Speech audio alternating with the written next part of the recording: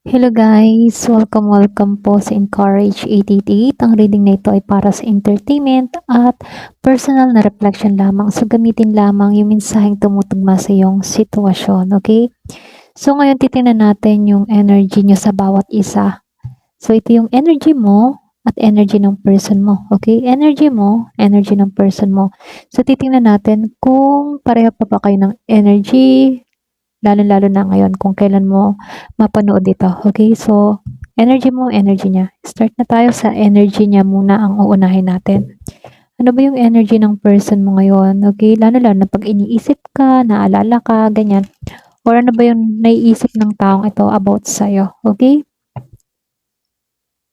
Give me the message.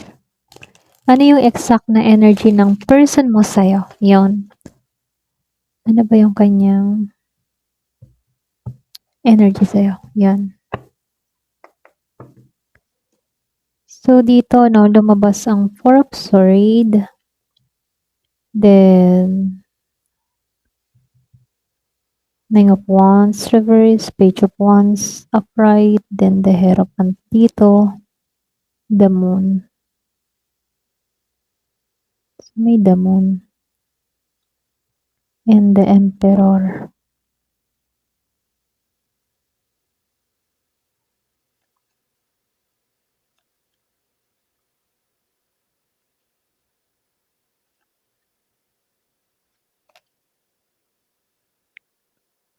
Okay.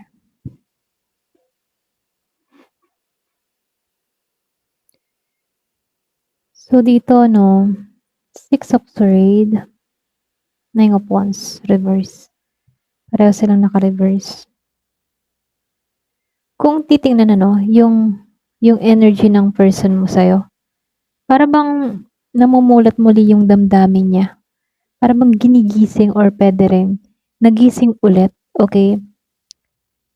Kumbaga pagdating sa'yo, andun pa rin eh. Para bang may biglang nararamdaman siya.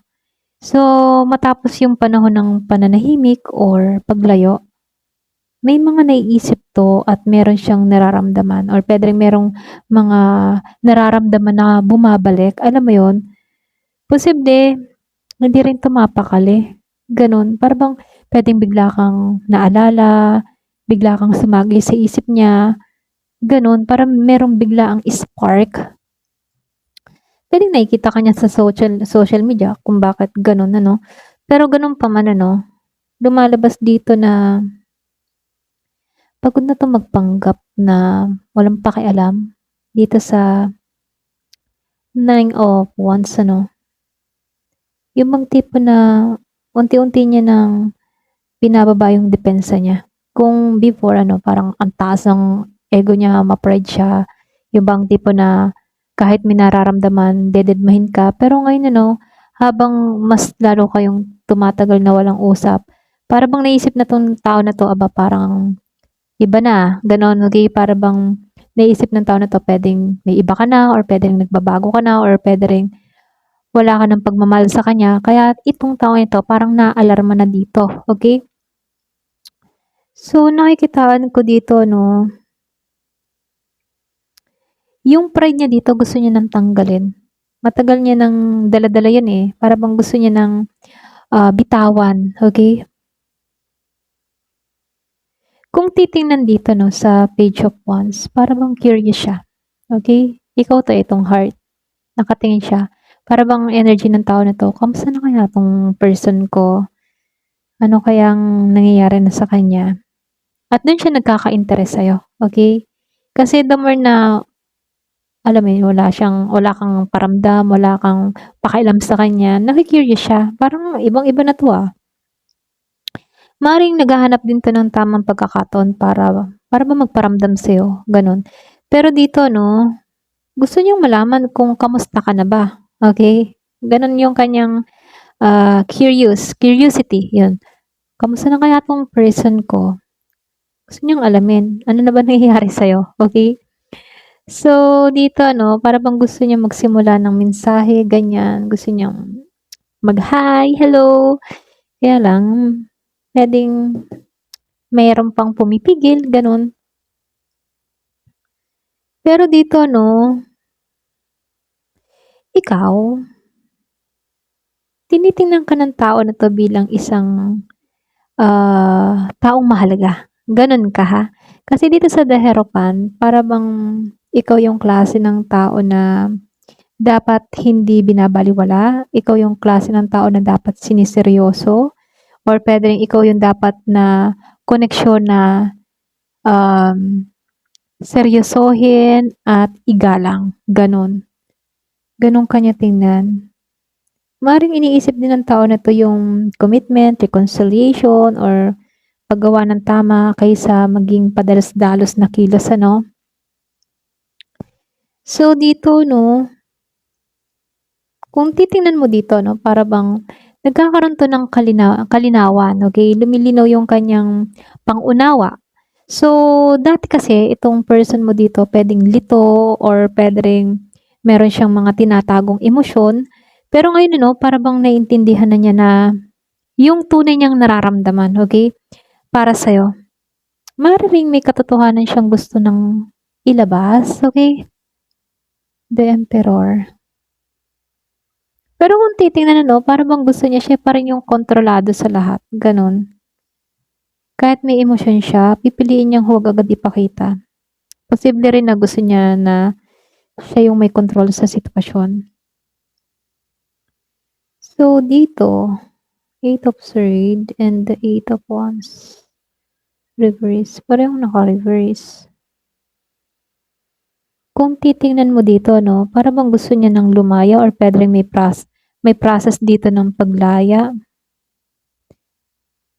Para bang papakawalan niya na yung mga takot, eh, para bang palalayain niya na yung sarili niya, gano'n. Kung before parang takot siyang lumapit sa'yo, pero ngayon parang naisip ng tao na 'to, kung hindi ako gagawa ng hakbang at mananatili akong takot, paano na, gano'n. Parang gano'n yung energy niya, ha. So dito 'no, nakikita niyang may paraan pa para umusad, eh. Para bang hindi pa siya ganap na handang kumilos, pero naisip ng tao na 'to na kailangan na siyang gumawa ng pagkilos, gano'n. So, may delay pa rin sa communication sa inyong dalawa or maging sa action ano. Kahit may gusto siyang sabihin or alam mo 'yun, gawin, may pumipigil pa rin sa kanya. Puwedeng timing or puwede ring takot sa mga sitwasyon sa buhay, gano'n. 3 of Wands and 10 of Cups. Dito kayo nagtapos, eh, sa 10 of Cups. Para bang dito ano, meron siyang mga plano noon sa'yo. Ano, meron 'tong mga plano, eh. Hindi niya inaasahan na hindi 'yun umayon, gano'n. Para bang meron siyang pangarap sa'yo, may pangarap kayong dalawa, pero hindi niya inasahan na ganito yung kahihinatnan ninyo. Nagsisisi 'to sa mga ano niya, desisyon niya sa buhay niya. Kasi hindi siya naging sigurado kung paano ka ba hindi siya sigurado kung paano siya haharap sa'yo muli, gano'n, okey? Kaya para bang nag-iisip 'to ng malayo, nakatingin sa kawalan, gano'n. So dito, kaya 'to ano nag-iisip siya, ito yung gusto niyang mangyari, oh, sa inyong dalawa, si Ten of Cups. Ito yung pinakamalakas na emotion niya, eh. Para bang pinakikita dito na bilang, karelasyon sa'yo 'no, kita niya na may potensyal, eh, may potensyal na puwede kayong magtagumpay pareho. May potensyal na magkaroon ng kapayapaan pareho.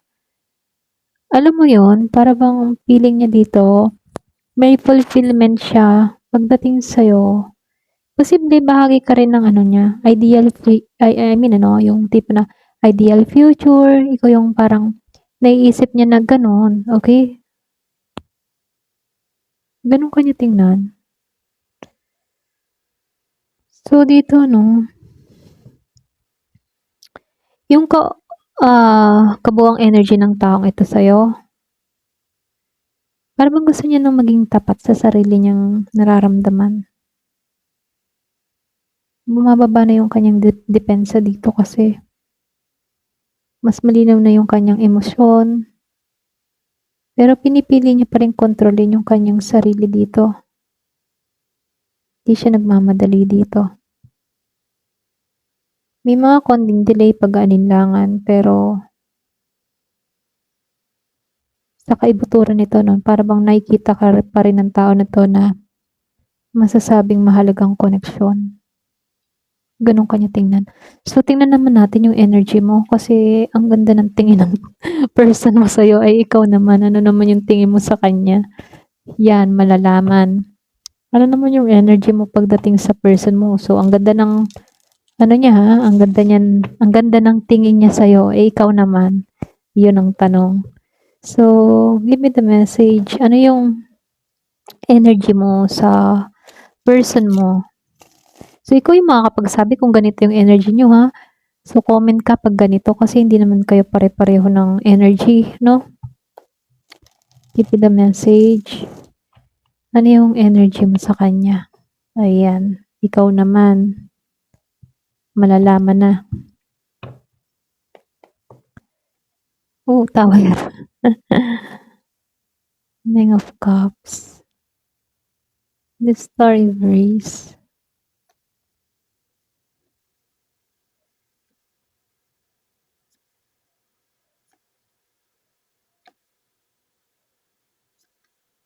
The Fool. Yung iba sa inyo, ayaw mo sumugal. So, dito, no, ayaw mo sumugal, pero dito sa The Tower, no, para bang may parte sa'yo na umiwas ka na lang. Meron ditong umiwas ng sakit, parang ganun. Pero bang iniwasan mo na lang tong tao na to kasi masakit na? Or pwede rin yung energy mo ay ayaw mong makulong ka sa nakaraan, ganun. Kasi may nawasak sa inyo or pwede rin unexpected yung pangyayari sa inyong dalawa.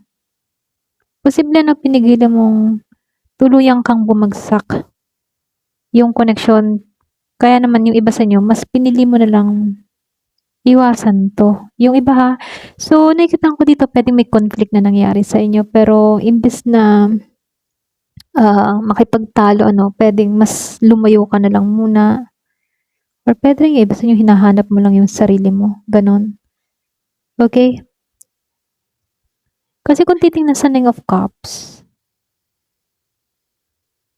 gusto mo pa rin, eh. Meron ka pa ring nararamdaman dito. Yung iba sa inyo alam mong gusto mo 'tong person mo at gusto mong maging masaya kasama man siya o wala. Parang gano'n, gano'n yung energy mo. Andun pa rin yung nararamdaman mo. Gusto mo pa rin 'tong tao na 'to, gusto mo siyang makasama pero okey lang din kahit wala, gano'n. Gano'n yung energy mo 'no? Parang parang ang energy mo, eh, okey lang kung bumalik siya, okey lang din kahit wala. Gano'n lang. Para bang mas okey ka pa rin 'pag payapa ka, gano'n. Okey? The Star, reverse. Kaya ka pala gano'n ano, kasi dito sa The Star reverse, na-disappoint ka, eh. Para bang nawalan ka ng pag-asa sa ilang pagkakataon dito sa connection na 'to. So, comment ka kung ganito yung energy mo ano, para bang may bahagi sa'yo na nagtatanong kung may pag-asa pa ba talaga itong connection na 'to? Ikaw na yung nagtatanong din sa sarili mo, eh, ano kaya, meron pa ba pag-asa? Posible pa ba na maging kami pa rin, gano'n? Para bang meron kang tanong sa sarili mong ganito, eh. Kaya nandito ano, kasi dito nararamdaman mo na hindi naging patas yung sitwasyon niya dito, eh, kaya meron kang ganitong tanong, ano? Kaya may question ka dito na posible kaya na maging kami pa rin? Kaya lang dito nararamdaman mo hindi naman siya naging patas, eh, gano'n, okey? Posible ano, may mga tanong ka parang hindi nasasagot, meron kang tampo, hinanakit, or puwede ring pakiramdam mo hindi mo nakuha yung closure na deserve mo, gano'n. Kaya dito sa Seven of Wands reverse, napagod ka ng lumaban. Hindi mo siya gustong habulin sa sitwasyon niyo, pero alam mo yun, ayaw mo rin kasing ipilit yung mga bagay-bagay. Mas gusto mong hayaan na lang sa kabila na nangyari, gano'n. Para bang ang energy mo dito, hala bahala na siya kung anong gusto niya, suportanta siya, gano'n. Okey, ayaw mo ng konsume, ayaw mo ng stress, okey. Pero dito sa The Lovers ano, kahit may mga, nangyari sa inyong gano'n, totoo pa rin yung connection mo. Do'n sa connection niyo 'no, totoo pa rin yung nararamdaman mo sa kanya. Para bang meron ka talagang naramdaman sa connection dito sa taong ito. Para bang naramdaman mo din naman na magmahal or naramdaman mo din na mahalin ka. Kumbaga na-attach ka din dito sa tao na 'to at alam mo na hindi lang basta relasyon yung nangyari sa inyo kasi ramdam mo din naman na malalim din 'tong mga pinagsamahan niyo, okey? At hindi yun yung ano, madaling burahin ano, kasi malalim yung connection na naiwan ng taong ito sa'yo. Yung mga ala-ala ba? Kasi kung makikita mo dito meron kayong mga pinagsamahan ng taong ito. Yun nga lang, meron lang ako nakikitang ahas, puwedeng ito rin yung naging dahilan kung bakit nasira yung balanse ninyo dito, okey? Kung makikita mo yin-yang, balanse naman kayo kaya lang dahil may kontrabida dito, puwedeng ito yung naging dahilan kung bakit may natukso. Kasi lumalabas dito sa apple ano, may natukso. So dito ano, yung iba sa inyo kasi mas pinipili mo na lang maging practical at stable yung energy mo. Gusto mo ng relasyon, gusto mo ng consistency. Gano'n yung hinahangad mong koneksyon. Yung masasabing secure ka, seryoso yung intention sa'yo, at yung nagpapatuloy ano, hindi lang puro salita, gano'n. Para bang gusto mo kung sa isang koneksyon, yung masasabi mo talaga na, "Ay secure ako, secure 'tong taong ito para sa akin, okey siya para sa akin." Okey, gano'n. So, nakikitaan ko lang sa Eight of Cups ano, para bang kung makikita mo yung pusa nakatingin sa malayong bundok 'no. So, nakikitaan ko dito may bahagi sa'yo na handa kang lumayo kung sa ikabubuti mo, parang gano'n. Para bang ikaw, kahit emosyonal ka dito 'no, hindi naman ibig sabihin dito na kahit emosyonal ka, wala ka ng nararamdaman. Kumbaga, yung energy mo kasi dito mas pinili mo lang yung masasabi nating peace of mind, yun yung pinili mo, yung peace of mind, kaysa manatili ka sa sitwasyon na hindi mo maramdaman yung pag-usad or hindi mo maramdam na safe ka, hindi mo maramdam yung seguridad, 'no? Kaya dito, puwedeng iba sa inyo mas lumayo ka at naramdaman mo yung kapayapaan mo nung nag-iisa ka, 'no? So, malakas yung energy dito ng transformation, yung iba sa inyo, kasi dito sa death, dito pumapasok yung transformation, puwedeng pagbabago, or puwede ring tinatanggap mo na lang na kailangan talagang magbago, 'no? So, puwede ring pagkatapos ng mga nangyari ano, nagkakaroon ka ng panibagong simula. Yung iba sa inyo para bang nakikita mo dito kung ano ba yung hinahangad-hangad mo or puwede ring iba sa inyo nakita mo muli yung goal mo, yung pangarap mo, okey? Para bang puwedeng dun ka nagtuon. Kumbaga ikaw nakikitaan ko dito na magkasama man kayo o magkahiwalay 'no, para bang nagkakaroon ka ng transformation dito, gano'n. So, the full reverse ano, ka lang maingat ngayon ha. Hindi ka na basta-basta, nagmamadali 'no, para bang ayaw mong sumugal ng wala kang kasiguraduhan. Gano'n yung energy mo. Kumbaga, hindi ka basta-basta susugal sa isang tao na hindi mo alam kung deserve mo ba o hindi, gano'n. So, kailangan mo munang makita ng malinaw yung effort ng isang tao bago ka, ah, muling magtiwala 'no. So, ito lang yung nakikita ko sa'yo 'no, para bang yung kabuuan ng energy mo mas nangingibabaw yung pagmamahal sa sarili at pag-iingat, gano'n. Para bang iniingatan mo yung sarili mo, minamahal mo yung sarili mo. May damdamin ka, oo, dito sa The Lovers, pero dito kasabay nito 'no, napagod ka na, eh, sa Seven of Wands ano. Napagod ka na dito. Pakaramdam mo kasi hindi naging patas sa iyo lahat, okay? Kasi lumabas ng justice. Pakaramdam mo hindi naman siya naging patas, bakit pa ba? Kahit may nararamdaman ako sa'yo, may kasiguradahan ba? Ganon, ganon yung energy mo, okay? So, nakikitaan ko lang dito, para bang malapit mo nang tanggapin yung pagbabago dito sa death. Kumbaga, nakikitaan ko lang sa'yo, nagtatalino ka lang, okay? Nagiging ka ng matalino sa desisyon mo. Hindi ka yung masasabing pinaiiral yung emosyon mo, nagiging mautak ka lang, okay? Hindi mo masamang maging mautak, ano? Ayaw mo lang magkamali muli. Ganun ka lang, ano? So, ito lang yung nakikita ko sa'yo. Ayan. Thank you for watching. Love and peace.